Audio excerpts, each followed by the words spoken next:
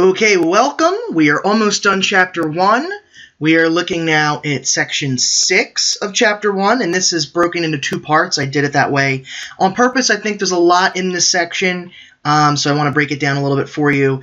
It is still pretty much a review, but there's just a lot. So the first half of this section, we're going to talk about solving compound inequalities. Now, in the last section, we just looked at simple one inequalities. Now we're going to look at what happens when we put more than one of them together, what the solution set will look like, and how to do that. Good news is most of the algebra is the same. There's just a couple little things I have to remind you about how we write the answer, particularly when it comes to graphing on the number line. All right, so little vocab time. Compound inequalities. They are two inequalities that are combined with one of these two words, either and or. Okay, and the word makes a difference when it comes to the solution set and when it comes time to graph your answer on the number line. Okay, so I have both words here and their definitions. So if we look here, the word and would mean that both inequalities must be true in order to have a solution. So here's what I mean by that.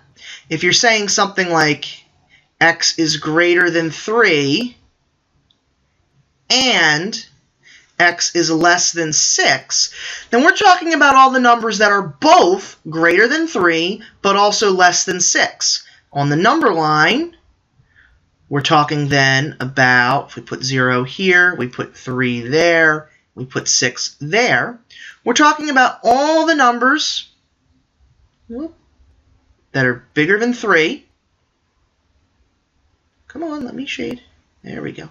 And also less than 6. Okay? So it's all the stuff in between 3 and 6. Sometimes you also see this inequality written like this. Okay? Means the same thing. These two mean the same thing. So and sometimes doesn't have to be written in order for it to be an and compound. Ors are a little different.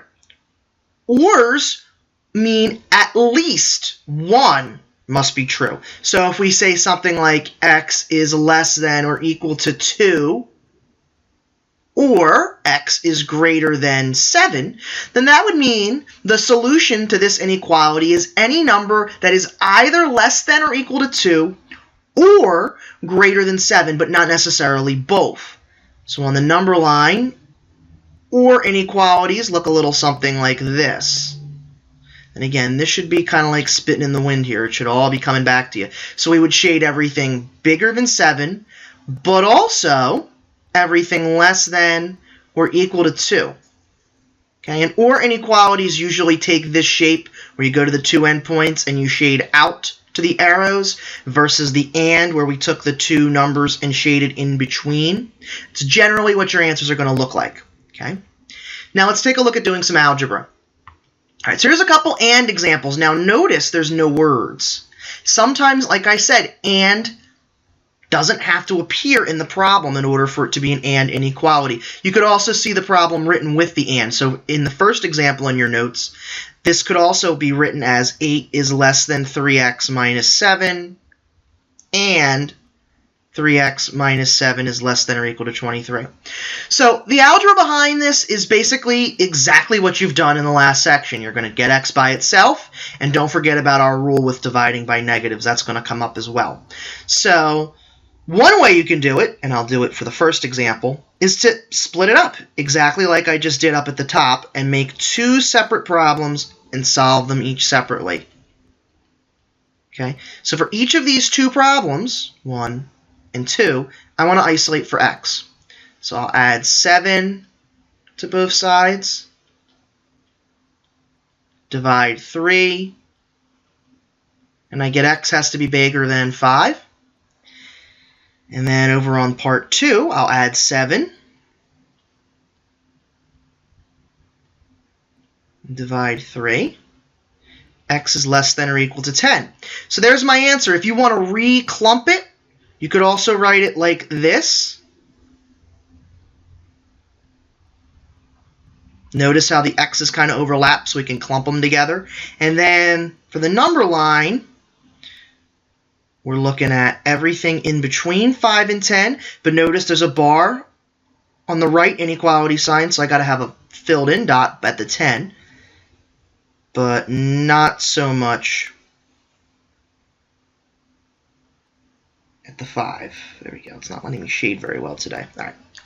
So that's one way you can do it, by splitting it up. But do you notice how all the algebra was the same? The first step on both sides was adding 7. The second step was dividing 3. So for and inequalities, we can actually be sneaky, and we can just do this all at once. So if you look at your second example, negative 63 is less than or equal to 8x plus 9, which is less than or equal to 25. I'm going to do all this algebra at once. Subtract 9 everywhere.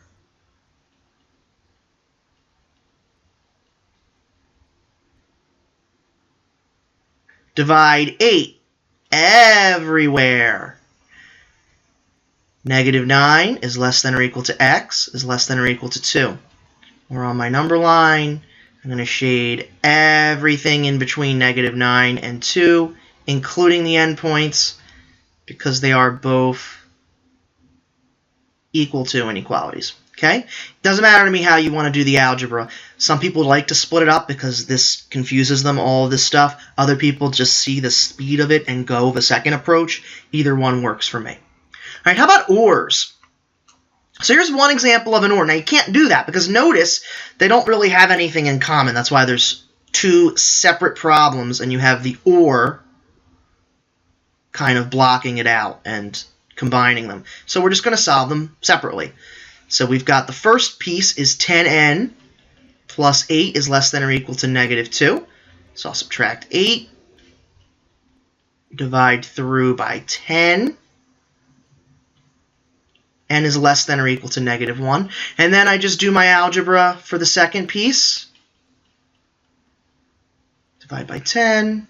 N is greater than or equal to 0. So on my number line, I want everything that is greater than or equal to 0, or anything that is less than or equal to negative 1. So all the numbers that are shaded here can be a solution to the inequality, because all of these values either make that inequality true or the first inequality true. Okay, let's look at just one more. I think you're going to get the hang of this. All right, this is just a little bit tougher because there's variables on both sides, but again, idea is the same. We're just going to solve them each separately and then take a look at how they fall on the number line. So for the first one, anytime I have variables on both sides, as we talked about earlier in the chapter, first goal is to get all my letters to one side and all my numbers to the opposite side. So I'm bringing the 2x to the right, and I get 1 is greater than or equal to negative 3 minus 4x. Since numbers are on the right, that means the letters have to move to the left. Okay, now I got to get that x by itself, so I'll divide both sides by negative 4, but ooh, dividing by negative 4, this sign flips. Negative 1 is now less than or equal to x. That's half of the answer. All right, let's go to the other side. 9 plus 8x is less than or equal to 7x minus 7. All right, again, we want to bring our letters to one side. How about this time I'll move them to the left? I get 9 is less than or equal to, excuse me, forgot the x. Let's do 9 plus x is less than or equal to negative 7. Bring the negative 9 over. They cancel. X is less than or equal to negative 16. So, on my number line, I'm saying I want everything less than or equal to negative 16. So there's that piece. But I also want everything greater than or equal to negative 1. So I shade out on both sides, from the negative 1 out to the right and from the negative 16 out to the left. Okay, so this is just some basic examples of using ands and ors. In the second half of this section, we're going to look at absolute value inequalities. And the reason why I split it up is because absolute value inequalities are basically just another way to write these problems that we did. So once you master these, it's just a couple other steps involved with absolute values. You have some practice problems, give them a go, and I will see you in class.